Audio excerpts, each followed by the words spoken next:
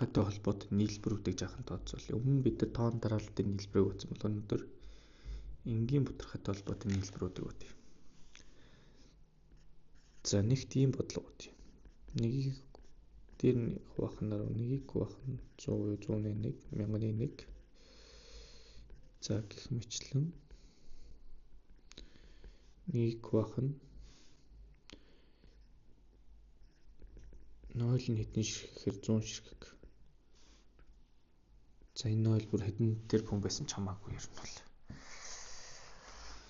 За зүгээр энэ дээр бол ер нь энэ бол яг хөө зүгээр л энгийн бутархай, аравтын бутархай ойлголттой нэг дээр нэмдэг нь 0.1 гэсэн үг техний тоочин. Дараа нь нэмдэг нь 0, 1, 1 мөн. Дараагийнх нь бол 0, 1000-ны 1 би буруучлаа шүү. 0 ийм 100-ны 1 гэдэг чинь юм шүү. Дараагийнх нь болохоор 0, 0, 1 юм байна мөн. Нэгсэн дэгийг 0, 1-ийн тоо ингээл дигналтаа нэмэгд яваад гэсэн үг байхгүй логик нь. Тэгээд эцний гих мэтлэгийг нэмэх юм бол нэг бүхэл бахан нэгүүд бичигдэнэ гэсэн үг чинь нийлбэрүүч доош нэг бөөш дандаа. Хитэн нэг бичигдэх гэхээр 100 ширхэг нэг л бичигдэх байхгүй. За энэ бүр хязгааргүй үргэлжилж болох. Тэрийг хязгааргүй үргэлжилснэг байнга үргэлжилнэ гэдэг тэмдэглэгээ бол ийм байдаг шүү. Одоо нэгсэндээ энэ тоо бол нэг бүхэл нэг байх үргэлжилсэн инфинити үргэлжилж байгаа хэлтгээ гэсэн үг.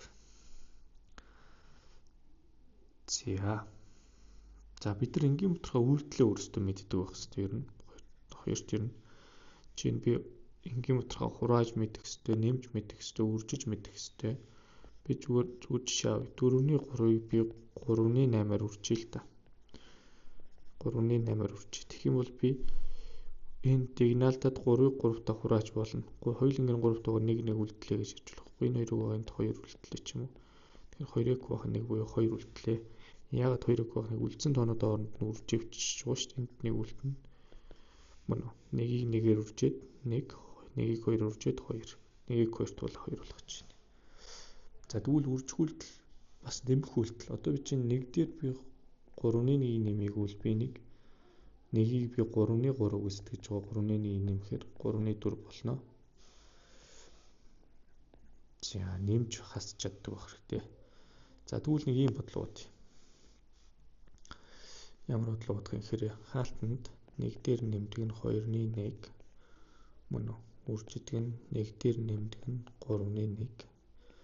За гих мэтлэн яваад үржидэг нь 1 дээр нэмдэг нь 2026 болох ч одоо 2026 юм чи. Уг нь 2017 хүртэл юм биш үү?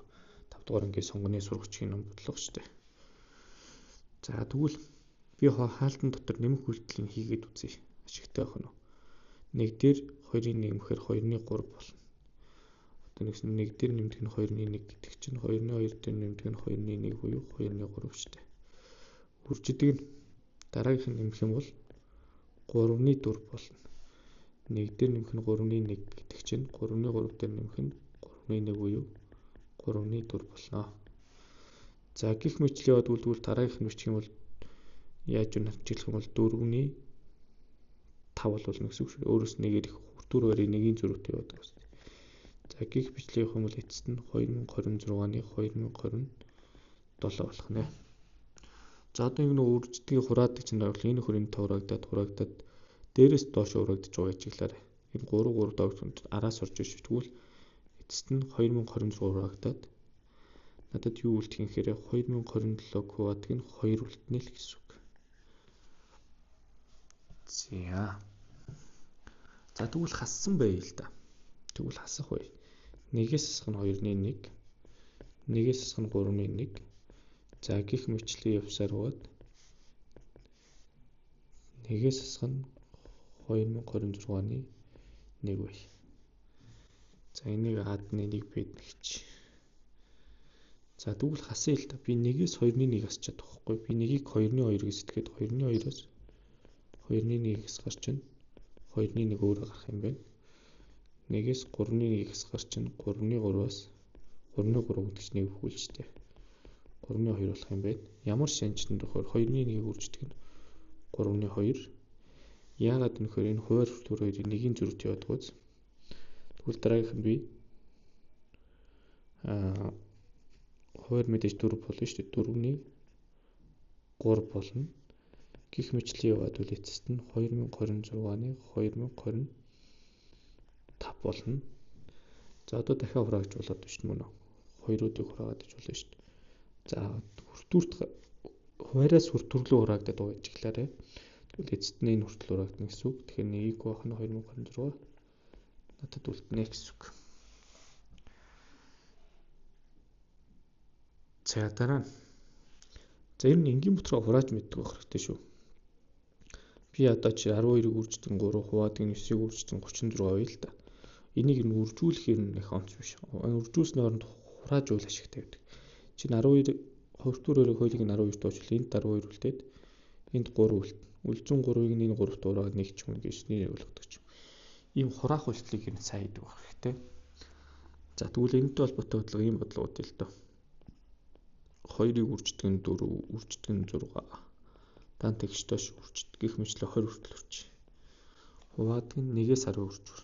1 үржтгэн 2 үржтгэн 3 гэх мэтлээ 10 хүртэл үрж. За тэгвэл ингээл да. Одоо нөгөө сая хураад үйлдэлээ. Яг харгалзаа энэ ч адилхан 10 15 шүү дээ. 10 тэгштэй 1-ээс 10 хүртэл 15 юм чинь. Нэгийг 2-ыг нэгтэй урахаар 2 үлдэнэ. Би 4-ийг 2-той ураавал энд дахиад 2 үлдэнэ. 6-г 3-той бол дахиад 2 үлдэнэ. Нэгсэндээ 2 хэдэн удаа үлдэхээр 10 удаа үлдээд хүртүүр нь 1 болох гэдэг шүү дээ мөн үү. Тэгээ 2-10 зэрэг буюу 2-ыг 10 удаа үржүүлэхээр 1024 гарах байна. За ийм хэлбэр. За тэгвэл одоо нэг ийм нэг ухраах алхам гэж ярих юм уу? Би нэг А бутрахааны за ингээд С бутрах С-ний А дээр нэмэх нь Б ч юм уу. А-гаас нь Б байя л да. Тэгвэл эдгээрийг нэг нэмсэн үйлдэлийг ухраадаг логик хэрэгтэй. Энэ С квах нь А квах нь С дээр нэмдэг нь Б квах нь С-гээ салгачих асуудал байхгүй. Нэгсэндээ С-ний А дээр нэмэх нь С-ний Б. Эсвэл С-ний А-гаас хасдаг нь С-ний Б ингэж буцаага салгадаг байж болно гэдэг юм би ярих гэсэн. За тэгвэл энэтэй холбоотой бодлого гэвэл ийм бодлого үгүй л доо. 1-ийг квах нь 1-ийг үрждэг нь 2 нэмдэг нь 1-ийг квах нь 2-ыг үрждэг нь 3 нэмдэг нь 1-ийг квах нь 3-ыг үрждэг нь 4. За гэх мэтлэн нэмдэг 1-ийг квах нь 2025-ыг үрждэг нь 2026 гэх. За уг нь 1-ээс 10 ч юм энэ хэд хүртэлж байсан хамаагүй бид нар бодож байна. За тэгвэл одоо эдгээрийг бодъё гэж байна. За ажиглах юм бол хуваард 2 тонн үржүүрийн зөрүүн дандаа 1% ажиглавал тэгвэл энэ хүртүүрт байгаа нэгүүдийг ашиглая тэрнтэй хамаа холбож. Тэгвэл би хүртүүрийн нэгийн тог 2-оос 1 гэвчгээд надтай маргалтах юм байхгүй тий. Бүгдэн дээр нь би хуваарийн ялгуурыг бичээд. Хуваарийн үржүүрийн ялгуурыг бичээд 3-аас нь 2. За ингээд бол 2026-аас хасах нь 2025. 2025-ыг үрждэг нь 2026. За тэгвэл одоо би энэ хасах үйлдэлийг нэг ухраая л да яг энэ логикоор. Тэгвэл би яах юм хэрэг 2-ыг квадрыг 1-ийг үржих нь 2 хасдаг нь 1-ийг квах 1-ийг үржих нь 2. Нэмдэг нь 3-ыг квадрыг нь 2-ыг үржих нь 3 хасдаг нь 2-ыг квадрыг нь 2-ыг үржих. Ингээс салгаад хад ямар ч асуудал гарахгүй байхгүй.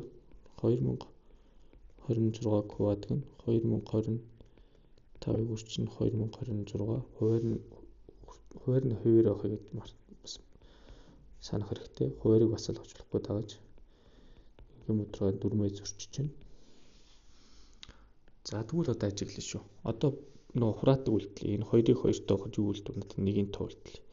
1-ийг 1-тэй урах надад юу үйлдэл хасах нь 2-ны 1 үйлдэл. 3-ыг 3-той урах надад юу үйлдэл нэмэх нь 2-ны 1 үйлдэл. 2-ыг 2-той урах надад юу үйлдэл хасах нь 3-ны 1 үйлдэл. За тэгвэл гих мэтлэн явсаар байгаа эцэст нь энэ нөхрийг хураахаар 1-ийг квах шүү. 2025 хасдаг нь 1-ийг квах нь 2026. За хураа одоо ингээ устдаад байна одоо энэ дээр хураах биш устдах юу шүү. Хасгын араас нэмэх гарч ирж нь ойлголоод гойз. Мөн үү? Тэгэхээр энэ хүртэл бүгд бай болно гэсэн үг шээ тийм ээ. Надаа юу үлдэх 1-ээс 1-ийг квах нь 2026 буюу 2026-ны 2026-аас 1-ээс гарч 2025 гэдэг тоо гарч байна гэсэн үг нэр. За тэгэхээр энэ логикуудыг ашиглаад, сайн санаануудыг ашиглаад нийлбэрт энгийн бодлоготой бодлогуудыг бодоод иж болно гэж.